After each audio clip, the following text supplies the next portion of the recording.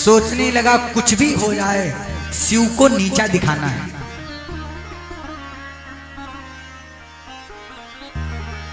मन में ये संकल्प कर लिया और उसी संकल्प की सिद्धि के लिए शिव को नीचा दिखाने के लिए दक्ष ने महाराज एक यज्ञ का आयोजन किया। बड़ा विशाल एक यज्ञ का आयोजन किया।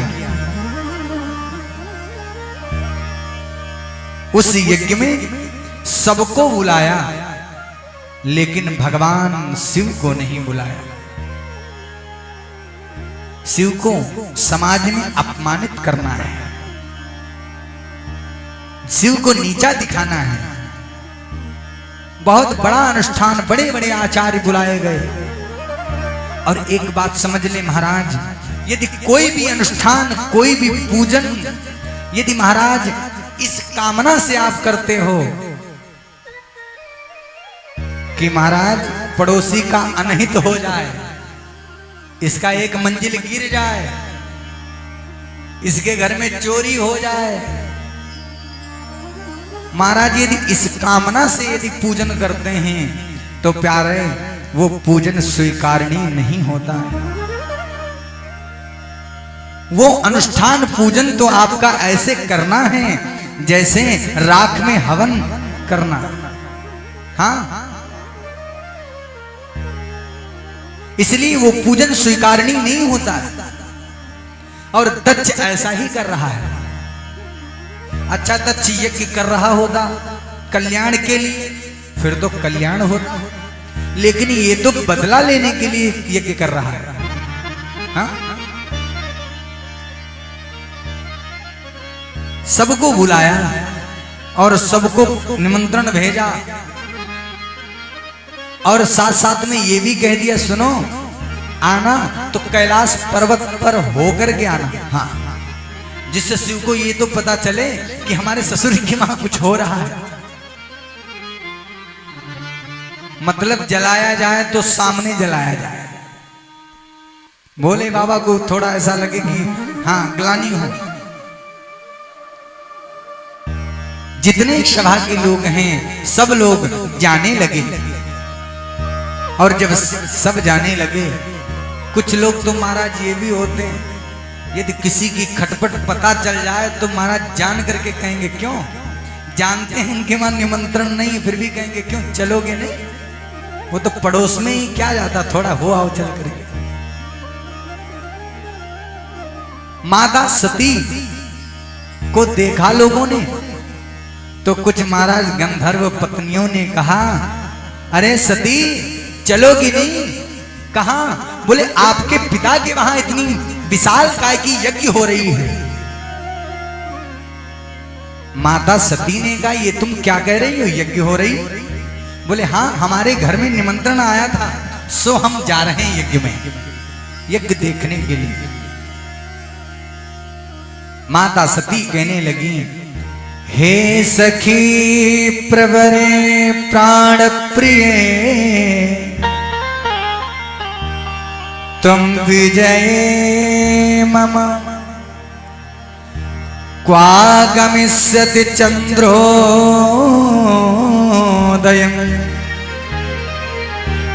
रोहिण्या पृच्छ सत्वरम्, रोहिण्या पृच्छ सत्वरम्।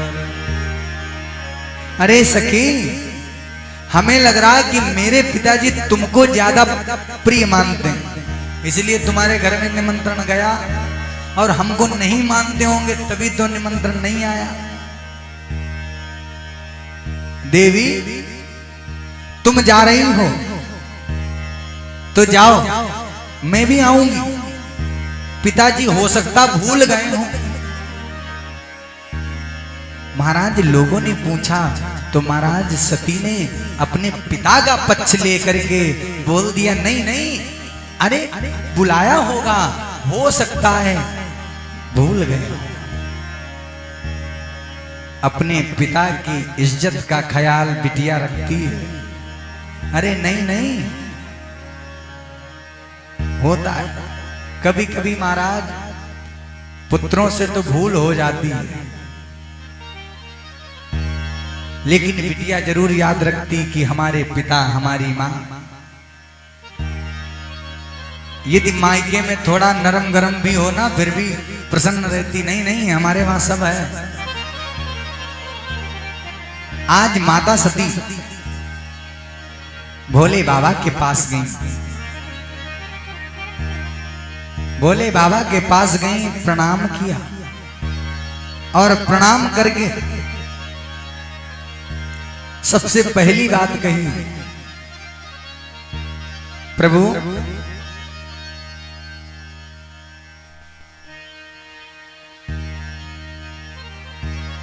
निवेदन किया, प्रणाम करके बड़ी श्रद्धा से माता सती ने कहा, प्रजापतस्ते ससुरस्य सांप्रदम। माता सती ने कहा, प्रभु प्रजापतस्ते ससुरस्य सांप्रदम, प्रभु आपके ससुर जी जो पिताजी प्रजापति, जो आपके ससुर जी हैं दक्ष, आपके ससुर जी के वहां यज्ञ हो रही है। हाँ, प्रजापतस्ते ससुरस्य। माता सती ने बड़ी चालाकी के साथ में निवेदन किया। अच्छा, ये नहीं पहले नहीं बताया कि हमारे पिताजी के वहां। अच्छा, ये इसलिए नहीं बताया, सोचने लगी जब इनका महत्व दिखेगा तो ये जल्दी जाने के लिए राजी हो जाएंगे। हाँ? जल्दी राजी हो जाएंगे कि जाओ देवी। इसलिए माता सती ने कहा, प्रजापतिस्ते ससुरस्य सांप्रदम, आपके ससुर जी के वहां यज्ञ हो रही है। भोले बाबा ने कहा, क्या कहा? ओ सती, फिर से बोलो। जब दोबारा बोलने का भाव आया, माता सती ने बोल दिया। महाराज, बनावटी भाव कुछ ही देर रहता है, कुछ देर ही महाराज रहता है, और बनावटी बात महाराज ज्यादा संभाल करके रखना पड़ता है। बनावटी बात बहुत संभाल करके। यदि किसी ने पूछा क्यों, ये बताओ तुम्हारा बेटा कितनी सैलरी पाता है, कितनी, कहाँ नौकरी करता है, तो महाराज झूठ मूठ लगा के बोल दिया हमारा बेटा बस दिल्ली में रहता है, 55,000 पाता है, झूठ बोल दिया। संयोग बना 2 महीने बाद फिर किसी ने पूछ लिया, क्यों भैया तुम्हारा बेटा कहाँ नौकरी करता, कितना पाता है? महाराज, अब ये दोबारा फिर 2 महीने बाद मिला है तो अब याद करेंगे कि हम 2 महीने पहले इसको क्या बताए थे, क्या बताए थे। अच्छा, 55,000 बताए थे या 50,000 बताए थे? क्या बताए थे महाराज? और कभी कभी गलती हो गई, अब दोबारा जब पूछा तो बोले नहीं नहीं 65,000 पाता है। बात सामने आ गई कि ये झूठ बोल रहा था। इसलिए महाराज, बनावटी भाव ज्यादा संभाल करके रखना पड़ता है।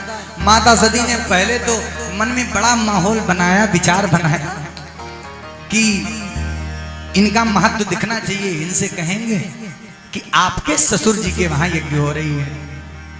भोले बाबा ने कहा, देवी क्या कहा, फिर से बोलो। माता सती के मुख से निकल गया, पितुर्ममा महान यज्ञो भवतीतिमयं श्रुतम् तत्रो सखो महानास्त्री समवेतासुदर्शयः। पितुर्मम महान यज्ञ। अरे प्रभु, मेरे पिता बहुत बड़ी यज्ञ कर रहे हैं। पितुर्ममा महान यज्ञ, इतनी विशाल काय की यज्ञ कर रहे हैं, जितनी बड़ी यज्ञ किसी ने नहीं की है। हाँ, भोले बाबा ने कहा, ये तो बहुत बड़ी गलती कर रहे हैं। झूठ तो किनारे हो गया, वास्तव में क्या था सामने बात आ गई। उस समय पर माता सती ने कहा, मेरे पिताजी के वहां यज्ञ हो रही है प्रभु, आपसे निवेदन है, क्या मैं पिता के वहां यज्ञ में चली जाऊं? निवेदन किया। भोले बाबा ने कहा, देवी सुनो, तुम्हारे पिता ने सबको बुलाया है, लेकिन केवल तुमको छोड़ करके, मुझे छोड़ करके। भगवान भूत भावन भोले बाबा ने कहा,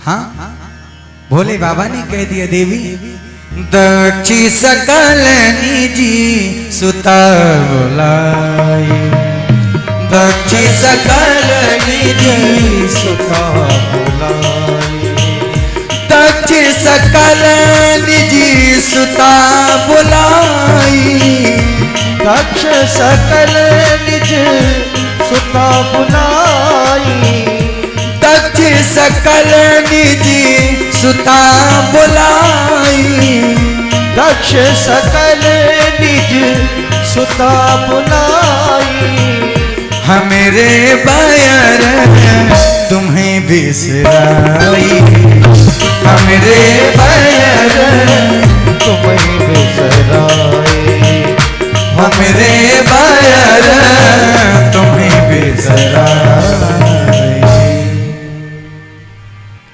दक्ष सकल निज सुता बुलाई।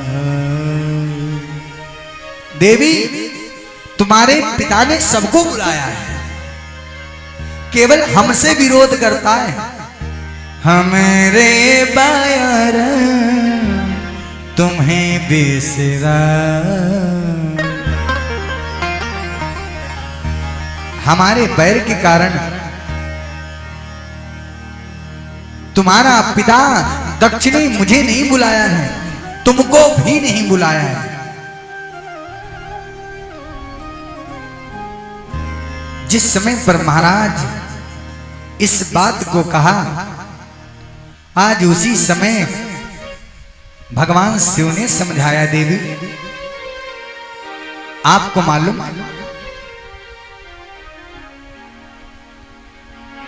कि महाराज ये जो तुम्हारा पिता है ना, दक्षस्तम पिता देवी मम द्रोही विशेषतः,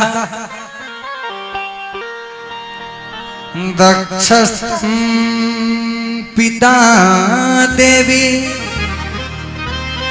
मम द्रोही विशेषतः। देवी जो दक्ष प्रजापति है ना, जो तुम्हारे पिताजी हैं, मम द्रोही विशेषतः,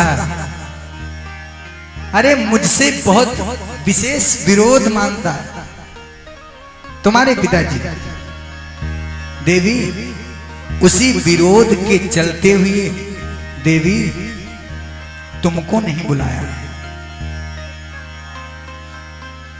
इसलिए देवी शास्त्र कहते हैं, आवत ही हर से नहीं, नैनन नहीं सने, तुलसी दहान जाइए, जहाँ कंचन बरसे में। देवी ऐसे स्थान पर नहीं जाना चाहिए जहां आप जाओ, आपको देख करके प्रेम की झलक आंखों में दिखाई न देती हो। क्यों ना वहां स्वर्ण की बारिश होती हो, देवी वहां नहीं जाना चाहिए। माता सती निवेदन करने लगी, प्रभु ये बताओ क्या पिता के घर भी नहीं जाना चाहिए? भगवान शिव ने कहा, देवी पिता के घर जाना चाहिए, लेकिन देवी यदि पिता विरोध करता हो फिर बिल्कुल नहीं जाना चाहिए।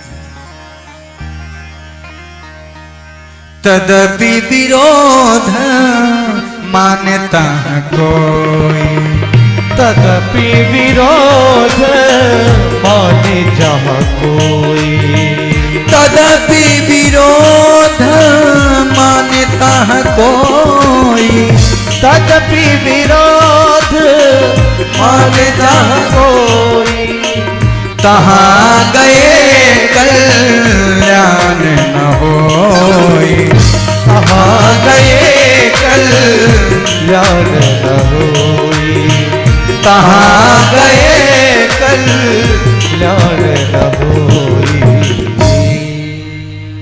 भगवान शंकर ने समझाया देवी, तदपि विरोध मानता कोई, यदि कोई जहां पर विरोध करता हो देवी, वहां यदि जाओगे तो कल्याण नहीं होगा। अच्छा, भोले बाबा संकेत दे रहे हैं। भोले बाबा ने साफ साफ नहीं बताया देवी तुम जाओगी तो तुम्हारा वहां सम्मान नहीं होगा, संकेत दे रहे हैं। संकेत भोले बाबा इसलिए दे रहे हैं क्योंकि जानते हैं इनको साफ साफ भी बता देंगे फिर भी इनकी बात समझ में नहीं आएगी। एक बार देख चुके हैं, समझा करके देख चुके हैं, बात समझ में नहीं आई तो सोचने लगे इस बार साफ साफ बताने का मतलब ही खत्म है, संकेत में बता दें, समझ जाए तो ठीक, नहीं तो कोई बात नहीं। संकेत दिया, तदपि विरोध, मुझसे विरोध करता तुम्हारा ससुर, तुम्हारे पिताजी ससुर साहब, हाँ, इसलिए देवी तहां गए कल्याण ना हुई।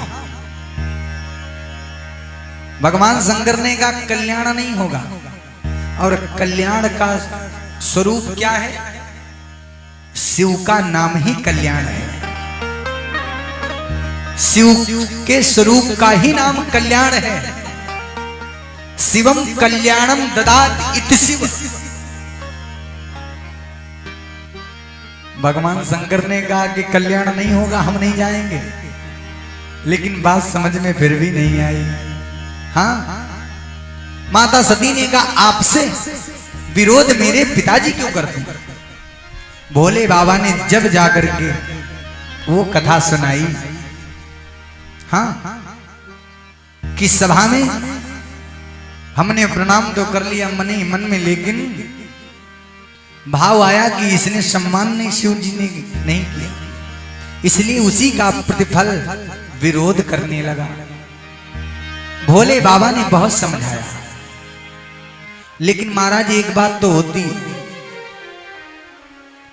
माताओं से कहते 3 दिन भोजन नहीं करना तो सब ठीक है, लेकिन ये मत कहो कि मायके नहीं जाना। महाराज ये मायके वाली बात कह दिया फिर तो आपसे बड़ा शत्रु कोई नहीं। भोले बाबा सोच रहे हैं अब और इनको कैसे मना करें, सोचने लगे, लेकिन भोले बाबा ने बहुत प्रकार से समझाया।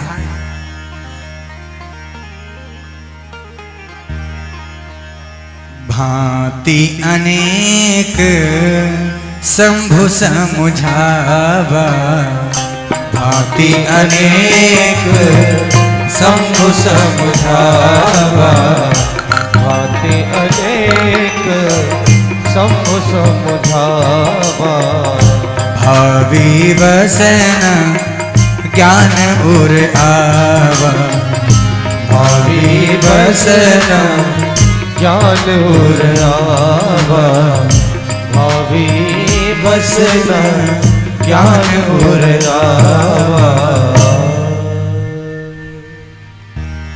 भांति अनेक शंभु समझावा, बहुत प्रकार से समझाया। देवी तुम जाओगी कल्याण नहीं होगा, मत जाओ। लेकिन उसी समय पर माता सती को ये बात अच्छी न लगी, लगन लगी है मायके जाने की। महाराज फिर तो सोने की बात भी मिट्टी लग रही है। माता सती कहने लगी नहीं स्वामी, विरोध नहीं करते, मेरे पिताजी आपसे विरोध क्यों करेंगे? लेकिन एक वही लालसा है कि मुझे जाना है पिताजी के वहां। महाराज उसी समय पर माता सती जाने के लिए उद्युक्त हो गई। भोले बाबा ने कहा बात समझ में नहीं आई तो बैठ गए आंख बंद करके। महाराज रुद्र गणों भगवान शिव ने अपने गणों को आदेश दिया कि जाओ, यदि तुम्हारी मैया जाने लगे तो साथ में जाना, कहीं अनर्थ ना हो जाए, साथ में लेकर के जाओ। महाराज अब तो उनके गण भी तैयार हो गए जाने के लिए।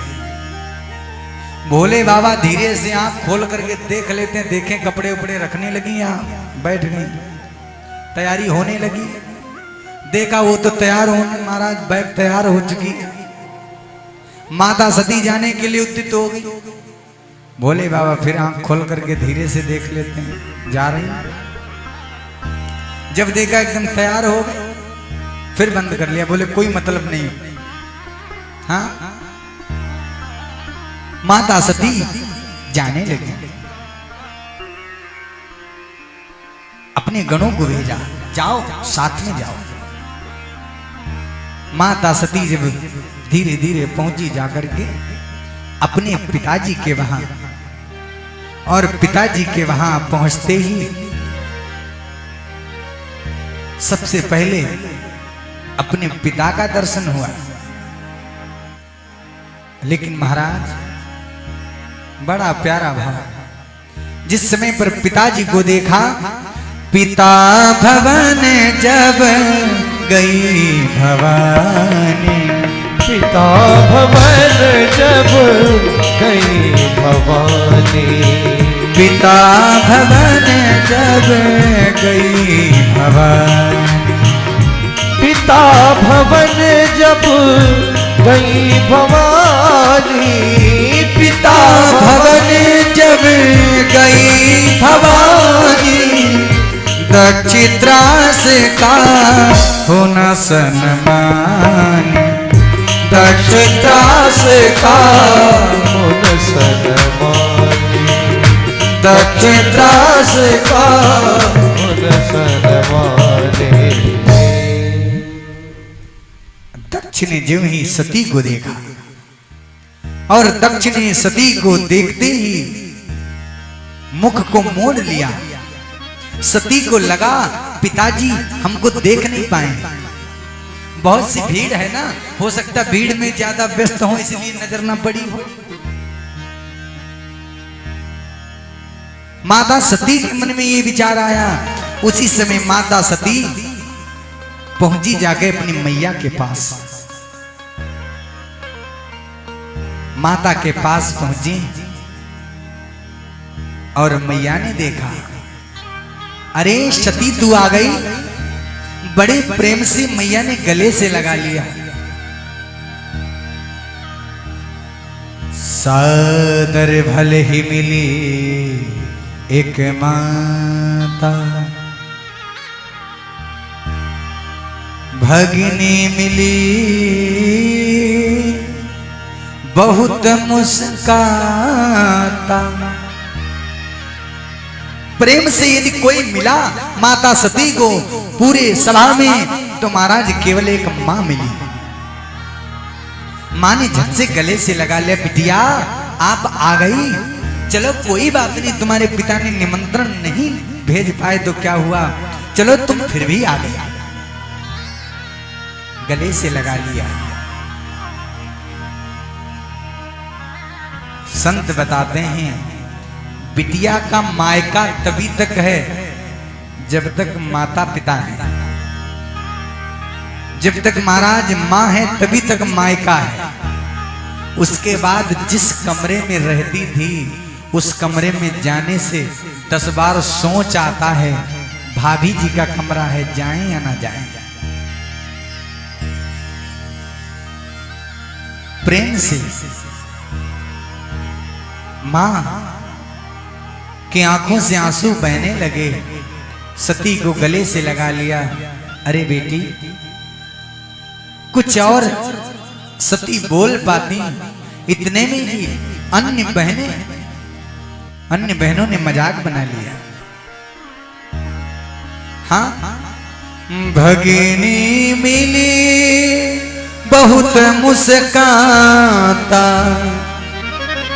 एक बोल पड़ी, हे सती अकेले अकेले चली आई? अरे अपने पति शिव को कहां छोड़ करके चली आई हो? कुछ और प्रत्युत्तर दे पाती सती, इतने में ही दूसरी बोल पड़ी, अरे निमंत्रण मिला नहीं फिर भी मुंह उठा के चली आई, देखो तो सही। कुछ और सती बोल पाती, तब तक तीसरी बोल पड़ी, अरे कहीं भांग धतूरा खा के कंदराओं में पड़े होंगे, क्या जाता है। माता सती को ये बात लग गई। भगिनी मिली बहुत मुस्कुराता। देखो महाराज, मुस्कुराना गलत नहीं है, ज्यादा मुस्कुराना गलत है। और ज्यादा महाराज हंसना चाहिए, लेकिन आवश्यकता से अधिक हंसोगे तो महाराज तब तो गड़बड़ हो जाएगा। हाँ, हंसने के कारण ही इतना बड़ा महाभारत का युद्ध हंसी पर ही हो गया। पांडवों ने क्या बिगाड़ा था कौरवों को? कौरवों ने पांडवों का क्या बिगाड़ा था? सभा में दुर्योधन आया और दुर्योधन को आते ही देख करके उसको लगा कि जल भरा है, जल जैसा प्रतीत हुआ, और महाराज वो गिर पड़ा। उसका गिरना हुआ, द्रौपदी को हंसी आ गई। और महाराज हंसने की भी जगहें होती, यदि जहां पर जगह नहीं है वहां पर यदि आप हंस दोगे तो सब गड़बड़ हो जाएगा। कहें तो महाराज जहां पर जो चीज सूट कर रही हो वहीं पर ज्यादा अच्छी लगती है। हाँ, जैसे महाराज भावर पढ़ रही हो, भावर पढ़ रही हो, वहां पर महाराज आप गाने लगो, राम नाम सत्य हो, गाओ। गलत नाम है, गलत तो है नहीं, राम नाम सत्य हो, बस इतना ही तो गाओ। महाराज जहां भावर पढ़ रही हो वहां ये गाओगे तो आधे बाराती उठ करके आएंगे, किनारे ले जाकर के समझा देंगे, हाँ ये क्या गा रहे हो? अच्छा कुछ गलत तो है नहीं। और लेकिन यदि कोई शव यात्रा जा रही हो, अंतिम यात्रा जा रही हो, वहां पर गाने लगो, कभी राम बने के कभी श्याम, पीछे वाले तुमको समझा देंगे, पीछे वाले। हाँ देखो यहाँ लोग रो रहे हैं और ये राम भजन गा रहा है, वो भी राम का नाम है, वो भी राम का नाम, लेकिन जो राम का नाम जहां पर सूट करे वहीं पर ठीक है। हंसना चाहिए, लेकिन महाराज जहां पर उचित हो वहीं पर हंसो। लेकिन मुस्कुराया, हंसी आ गई तो महाराज हंसी वो भी आवश्यकता से ज्यादा। कहा गया है अधिकम योभिमन्येता सस्तेनो दंड मरहति। महाराज आवश्यकता से अधिक कोई कार्य किया जाएगा, सस्तेन बोलते हैं चोर, दंड मरहति वो दंड का अधिकारी होता है। माता सती को ये बात लग गई, गोली बोली से बुरी कर जाती है घाव, इस बोली के सामने होता नहीं बचा।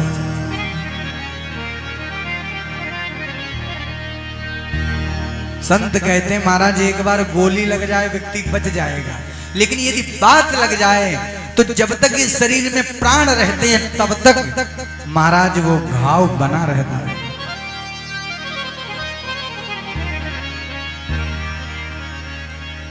माता सती को ये बात अच्छी ना लगी। माता सती ने मन में विचार किया, चलो इन लोगों ने मेरा परिहास मजाक उड़ाया, कोई बात नहीं, पिताजी से मिलते चल करके। उसी समय माता सती दक्ष प्रजापति से मिलने के लिए, अपने पिता से मिलने के लिए पहुंच गई। यज्ञशाला में पहुंची, जाकर के विचार करती कि देखे जाकर के मेरे पिता कौन सा धार्मिक अनुष्ठान कर रहे हैं। उसी समय माता सती ने क्या देखा? सती जाई देखूं तब जागा, सती जाई देखूं तब जागा, सती जाई देखूं तब जागा, सती जाई देखूं तब जागा, कतहु न दीख शंभु कर भागा, कतहु न दीख शंभु कर भागा, कतहु न दीख शंभु कर भागा। माता सती पहुंची जाकर के यज्ञशाला, तो वहां पर माता सती ने क्या देखा? सती जाई देखो तब जागा। यज्ञ नहीं देखी, जागा। हाँ महाराज, हम लोग जानते एक होती पूजा और एक होती ऊजा। बोले क्या हुआ? बोले पूजा ऊजा हो गई। बोले पूजा तो समझ में आया, लेकिन ये ऊजा नहीं समझ में आई। इसका क्या मतलब है? बोले ये तो बात समझ में आई, लेकिन ये जागा। बोले महाराज, यदि अनुष्ठान में, अनुष्ठान महाराज समाज के कल्याण के लिए किया जाए, जो समाज के कल्याण के लिए किया जाए महाराज, वो यज्ञ है। और यज्ञ में श्रद्धा की आहुति दी जाती है। और दक्ष की यज्ञ में तो महाराज बदले की भावना की आहुति प्रदान की जा रही है, बदला लिया जा रहा है यज्ञ के माध्यम से। और माता सती ने देखा कि सभी का भाग है अरुद्ध भागम